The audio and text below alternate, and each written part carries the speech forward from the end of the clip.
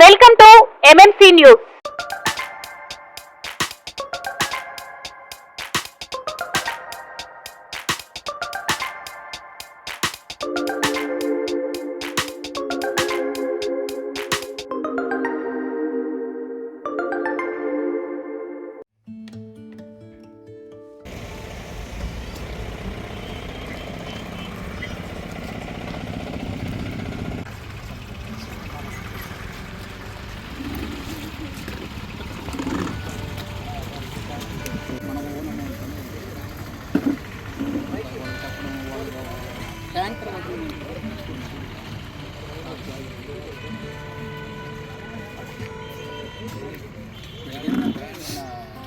Sleepers పెట్టలేదు, clean చేస్తారు.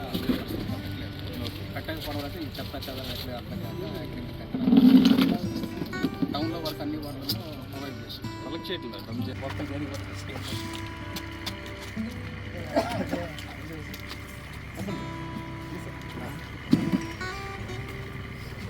ఇంబది కూడా ఒక మొక్క నాటుకు సరిపోతుంది.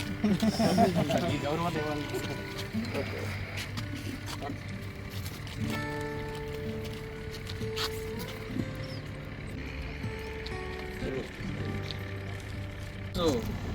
అదే ఈరోజు మీరంతా కూడా ఎన్సీసీ స్టూడెంట్స్ అంతా కూడా ఈరోజు ఇక్కడికి వచ్చినటువంటి కార్యక్రమం ఏంటంటే, నా పేరు చిగురుపాటి పవన్.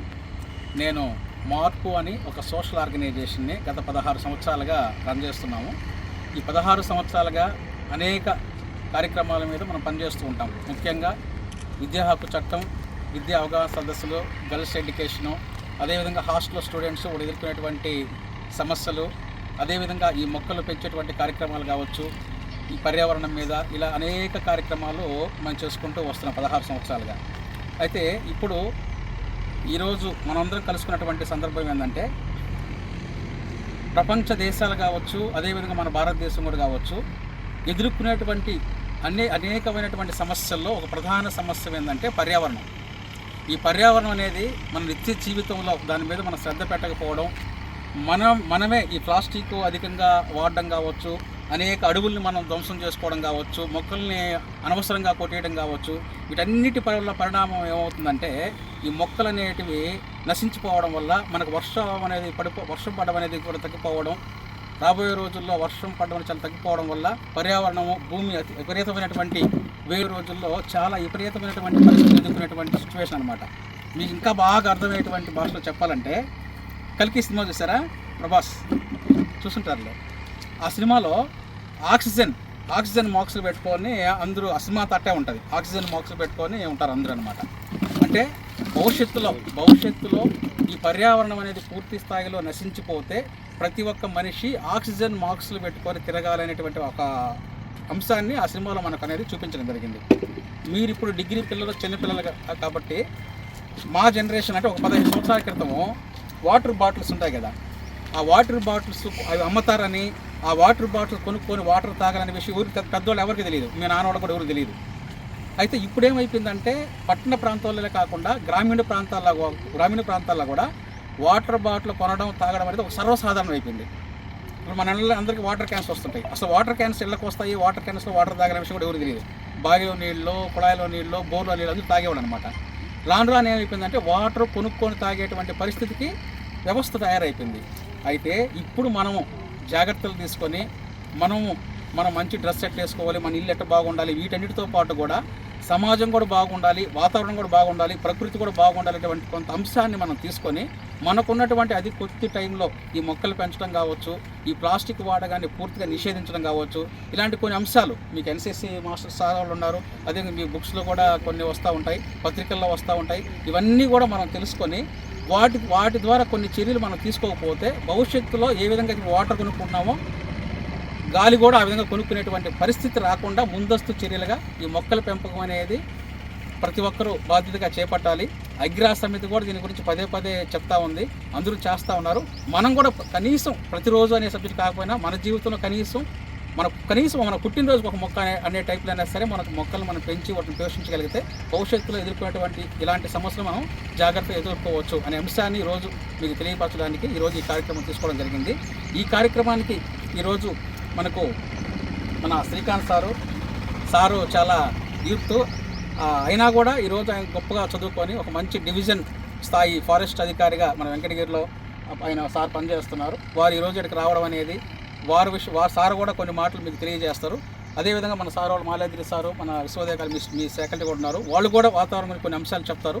వాటిని ఫ్యూచర్లో మీరు తప్పకుండా మనం పాటిస్తూ మన పరిసర ప్రాంతంలో పెద్దలకు కావచ్చు, మన ఊర్లో ఉండే విషయాలకు కావచ్చు, వాళ్ళకు కూడా మీరు తెలియజేసి పర్యావరణాన్ని పరిరక్షించేటువంటి క్రమంలో మనం అందరం కూడా బాధ్యతగా ఉండాలని చెప్పేసి తెలియపరచుకుంటూ ఇక్కడ వచ్చినటువంటి సార్కి, అదేవిధంగా సార్ వాళ్ళ స్టాఫ్ అందరూ కూడా ప్రతి ఒక్కరు కూడా మా మార్పు సంస్థ తరఫున ప్రత్యేకమైనటువంటి ధన్యవాదాలు తెలియజేసుకుంటూ సార్ ఒక నిమిషాలు. కార్యక్రమానికి చీఫ్ గెస్ట్గా విచ్చేసిన శ్రీ శ్రీకాంత్ సార్ ఐఎఫ్ఎస్ వారికి, అట్లానే ఈ కార్యక్రమాన్ని నిర్వహిస్తున్న పవన్ గారికి, అట్లానే Vishwodaya degree college principal director గారు, కోఆర్డినేటర్ గారికి, మిగతా వాళ్ళకి, అట్లనే ఇక్కడ ఇచ్చేసిన వాళ్ళందరికీ కూడా నా నమస్కారాలు.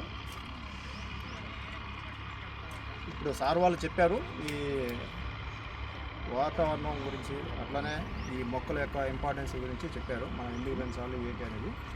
సరే, నేను ముఖ్యంగా సింపుల్గా మీకు చెప్తాను. ఫుడ్ లేకుండా కొన్ని డేస్ బ్రతకొచ్చు. అంటే మన పొట్టి శ్రీరాములు ఉన్నారు కదా, అమర్జీవి పొట్టి శ్రీరాములు గారు 58 డేస్, ఎన్నో కొన్ని రోజులైనా బ్రతకొచ్చు. అట్లానే వాటర్ లేకుండా కూడా కొన్ని డేస్ పడుకోవచ్చు. అంటే తక్కువే, అంటే మనం బోరు బావిలో పడతాం, 1 రోజు 2 రోజులు 3 రోజులు అట్లా వాటర్ లేకుండా కూడా బ్రతకాలి. అదే గాలి లేకుండా, అంటే ఎయిర్ లేకుండా, అంటే దానిలో ఆక్సిజన్ లేకుండా అన్నమాట. 1 మినిట్ అది ఎంత కష్టమో మీరు ఆలోచించండి. అంటే ఎంటైర్ జీవరాశి మొత్తం కూడా, భూమి మీద ఉండే జీవకోటి మొత్తం కూడాను నశిస్తాయి. అంటే అంత ఇంపార్టెంట్. ఈ ఆక్సిజన్ రిలీజ్ అవ్వాలంటే మొక్కలు, ఈ చెట్లు, ఇవి చాలా ఇంపార్టెంట్.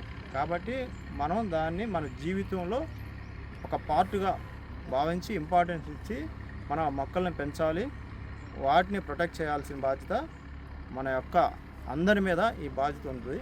కాబట్టి ఇది ఒకటి గమనించుకోండి. ఇంకా ఏంటంటే, పూర్వము ప్రతి ఊరికి ఒక బడి, గుడి, చెరువు, ఈ ముఖ్యంగా ఇవి ఉండేవి. ఓకే, అట్లానే బావులు కూడా ఉండేవి వాటర్ కోసం. 100 బావులు తవ్వడం కన్నా ఒక చెరువు తవ్వితే అంత ఇది ఉంటుందంట, ఏది రిజల్ట్ ఉంటుందంట, పుణ్యం అంటారు పెద్దవాళ్ళు, అంటారు పుణ్యం అంటారు. అట్లా 100 చెరువులు తవ్వడం కన్నా ఒక గుడి కడితే అంత పుణ్యం అంటారు. 100 గుళ్ళు కట్టడం కన్నా ఒక మొక్క నాటితే అంత పుణ్యం వస్తుందంట. అంటే ఒక మొక్క నాటడానికి ఎంత వాల్యూవో దాని యొక్క విశిష్టత, అంటే గొప్పతనాన్ని తెలియజేస్తున్నారు. కాబట్టి మొక్క విలువని, ఈ చెట్ల విలువని మీరు తెలుసుకోండి. మీరు కూడా పాఠ్య పుస్తకాల్లో చెప్తుంటారు ఈ ఎన్విరాన్మెంట్ గురించి.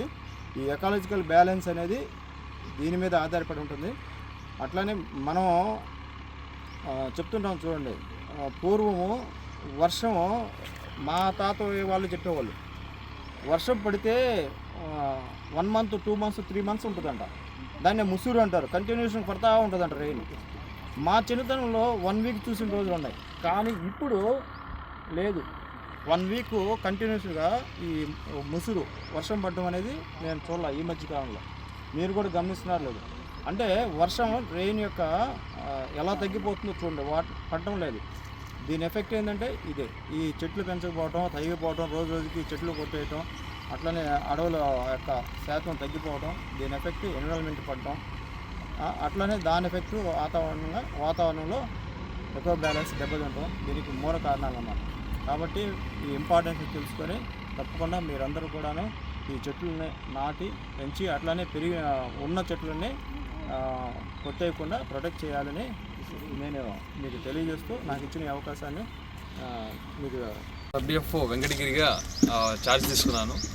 సెప్టెంబర్లో తీసుకున్నాను. వచ్చి కూడా 5 months అవుతుంది. నిన్న పవన్ గారు వచ్చారు. మార్పు అనే సంస్థతో. ఏంటంటే వీళ్ళు రోజుకి ఆయన ఏంటంటే ప్రతిరోజు ఒక చెట్టు నాటుదామని అనుకున్నారంట. బాగా మంచిగా అనిపించింది. ఆయన కారులో కూడా ఎప్పుడు ఒక గడ్డపార లేకపోతే చెట్టు ఉంటాయి అంటే ఎక్కడన్నా కనిపిస్తే నాటడానికి చాలా మంచిగా అనిపించింది. మంచి కార్యక్రమానికి శ్రీకారం చుట్టారు కాబట్టి ఒకసారి వచ్చి విజిట్ చేసి నేను కూడా 4 చెట్లు నాటి స్ఫూర్తి నా వంతు సపోర్ట్ చూపిద్దామని అనుకుంటున్నాను. మెయిన్ మనకి తెలిసింది ఏంటంటే మీరు ఎన్ఎస్ఎస్లో ఉన్నారు, మీరు ఎన్విరాన్మెంట్ సబ్జెక్ట్ మీద రాశారా? సబ్జెక్ట్స్ ఏమన్నా సబ్జెక్ట్స్ రాశారు ఎప్పుడైనా? 10th క్లాస్లో పెడతా ఉంటారు కదా, ఎన్విరాన్మెంట్ ఒకటి కంపల్సరీ పాస్ అవుతారు కదా, రాసే ఉంటారు కదా. సరే మీరు చెప్పండి, మనకి ఎన్విరాన్మెంట్ కావాల్సిన ఇంపార్టెంట్ పాయింట్స్ ఏంటి? ఆక్సిజన్ తర్వాత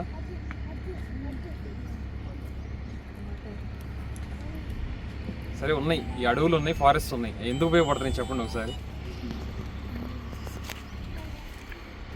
ఏదో ఒకటి చెప్పండి. ఆక్సిజన్ అన్నారు, నెక్స్ట్ ఆహారానికి, ఆహారం, ఫుడ్ అయితే మనం అగ్రికల్చర్లోనే పండించుకుంటున్నాం కదా, అక్కడ ఆదివాసులు ఉంటారు కదా సార్, ఆదివాసులు ఉపయోగపడుతుంది. నెక్స్ట్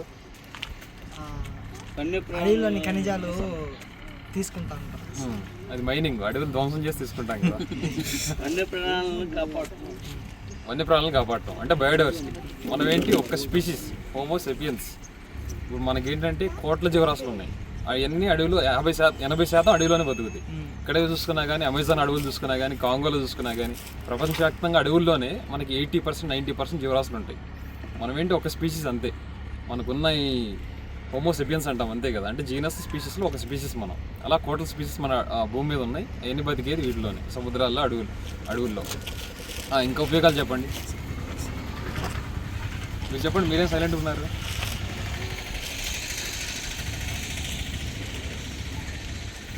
ఏదో ఒకటి చెప్పండి.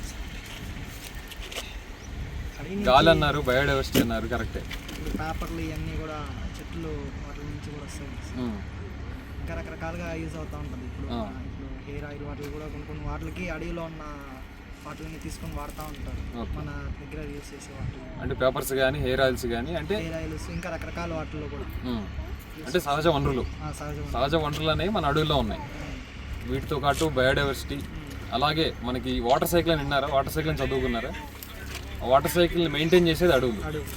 అంటే ఇప్పుడు మనం కాంగోలో అడవులు తీసుకున్నా కానీ, అమెజాన్ అడవులు తీసుకున్నా కానీ మాయిశ్చర్ పంప్స్ లాగా మనకు ఉపయోగపడతాయి. ఇప్పుడు మనం ఎట్లా ట్యాంకుల్లోకి వాటర్ పంపిస్తామో, అవి గాల్లోకి మేఘాలు చేయడానికి వాటర్ పంపిస్తాయి. ఏంటి, పెద్ద పెద్ద అడవులు అన్నీ. సో వాటర్ పంప్ లాగా వాటర్ సైకిల్ని నిలబెడతాయి అన్నమాట అడవులు. సో అలాగే కార్బన్ సైకిల్ని, ఇప్పుడు ఏంటి, మనకి వేడి ఎక్కువైపోతుంది. ఎందుకు ఎక్కువైపోతుంది? వాతావరణంలోకి మనకి ఫాసిల్ ఫ్యూల్స్ ద్వారా ఎక్కువ కార్బన్ డైఆక్సైడ్ని రిలీజ్ చేస్తున్నాం. అది వెళ్ళి గ్రీన్ హౌస్ గ్యాస్ ఎఫెక్ట్ లాగా మనకి ప్రీ ఇండస్ట్రియల్ ఎరాలో 220 ppm ఉండేది కార్బన్ డైఆక్సైడ్, ఇప్పుడు 480 అయింది. అంటే వేడి ఎక్కువైపోతూ ఉంటుంది. CO2 అనేది ఎక్కువ వెళ్ళే కొద్దీ మన అట్మాస్ఫియర్లో సూర్యరసం పడి అది ఎక్కువ వేడి చేసి, అలాగే మొత్తం వేడి కారణమయ్యి, అలాగే సీ లెవెల్ రైజ్ కానీ, మనకి మంచు కరిగిపోవడం కానీ, ఇప్పుడు మన కెనడాలో చూసుకుంటే మంచు కరిగిపోయి పోలార్ బేర్స్ అని చచ్చిపోతుంది. అలా డిఫరెంట్ ఇల్ ఎఫెక్ట్స్ ఉంటాయి. సో ఇవన్నీ కౌంటర్ చేయడానికి మనం ఏం చేయాలంటే, మనవంతు సాయం చేసేది ఏంటంటే, ఒక మొక్క నాటుకొని, మొక్క అనేది ఏంటి, ఆక్సిజన్ క్రియేట్ చేసి ఒక పరికరం అనుకోవచ్చు. అలాగే షేడ్ ఇస్తుంది. అలా అన్ని ఉపయోగాలే మొక్క వల్ల. సో మొక్కలను ఎక్కువ నాటి మనంతా మనం సహాయం చేసుకొని మనం ముందుకెళ్ళాలని చెప్పి నేను విశ్వోదయ గవర్నమెంట్ డిగ్రీ కాలేజీలోని ఎన్ఎస్ఎస్ కోఆర్డినేటర్ అండి. మేము ఈ ఎన్ఎస్ఎస్ తరఫున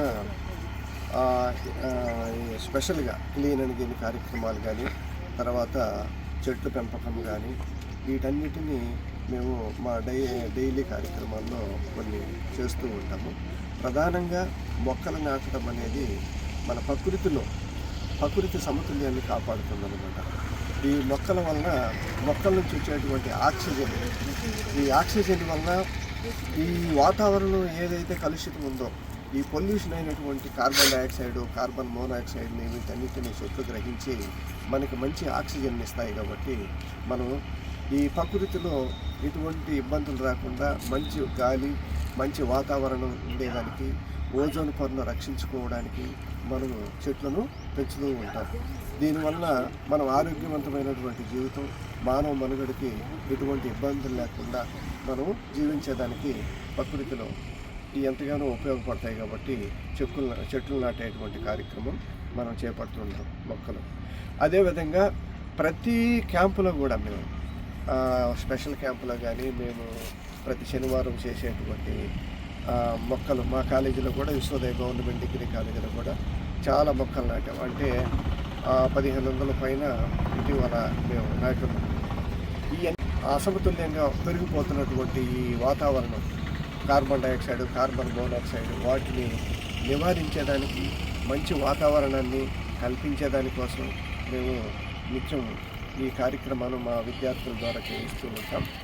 అదేవిధంగా ఇప్పుడు ఇక్కడ ఈ కాలనీలో జగనన్న కాలనీ, ఎన్టీఆర్ కాలనీలో ఇప్పుడు ఈ కార్యక్రమంలో ఇక్కడ జరుగుతుంది కాబట్టి ఈ కార్యక్రమంలో ఇక్కడ అక్కడక్కడ మొక్కలు నాటాలని చెప్పి మన ఈ స్వచ్ఛంద సంస్థ మార్పు అనే స్వచ్ఛంద సంస్థ ద్వారా మనం ఇక్కడికి ఇచ్చేసాము. ఇక్కడ కూడా మా పిల్లల తరపున అందరూ తల ఒక మొక్క నాటి ఇక్కడ కూడా మంచి వాతావరణాన్ని కల్పించేదానికి మేము మా ప్రయత్నం చేస్తూ ఉంటాము.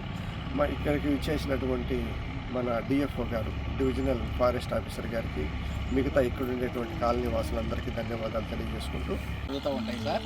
కాకుంటే ఇది మా కంటిన్యూషన్ ప్రోగ్రామ్. ఇది రెగ్యులర్గా ఆ మొక్కలు ఎక్కడైతే దొరుకుతాయో అక్కడికి వెళ్ళి మేమే మా సొంత అమౌంట్తో వాటిని తెచ్చుకోవడం. నెక్స్ట్ ఇక్కడ వాటరు మున్సిపాలిటీ వాళ్ళు అప్పుడప్పుడు ట్యాంకర్ ఇచ్చిన మిగిలిన టైం వాటర్ మేము చూసుకోవడం. ఇక్కడ ఇవన్నీ కూడా గోతులు తీసుకోవడం కానీ, మొక్కలు నాటం కానీ, పొరపాటు కూడా నాటిన మొక్క చనిపోకుండా ఆ జాగ్రత్తలు తీసుకోవడం, వీటి మీద మేము ఎక్కువ ఫోకస్ పెడుతున్నాం. కానీ ఈ అప్పుడప్పుడు ఒక 50 డేస్ వచ్చినప్పుడు కానీ 100 డేస్ వచ్చినప్పుడు మాత్రమే పెద్దోళ్ళైనా సరే అంత ఏర్పాట్లు మేము చేయలేకపోయినా చిన్న అక్కడ ఖర్చు తగ్గించుకొని మొక్కలు పెంచడము, వాటిని పరీక్షించడం మాత్రమే ఎక్కువ ప్రాధాన్యత ఇస్తున్నాం సార్. ఆ విషయంలో మీరు అందరూ కూడా అర్థం చేసుకోవాలని చెప్పేసి కోరుకుంటూ, భవిష్యత్తులో కూడా మీ అందరి సూచనలు, సలహాలు, ఎందుకంటే ఇప్పుడు మీరు వచ్చారు, మీరు చెప్పిన కొన్ని విషయాల్లో స్టూడెంట్స్తో పాటు మేము కూడా చాలా విషయాలు నేర్చుకుంటున్నాం సార్. భవిష్యత్తులో వాటన్నిటిని కూడా మేము తీసుకొని మరింతగా మా కార్యక్రమాన్ని ముందుకు తీసుకెళ్ళేటువంటి క్రమంలో ఈ చిన్నప్పటి అంశాన్ని మీకు తెలియపరుస్తున్నాం సార్. Thank you.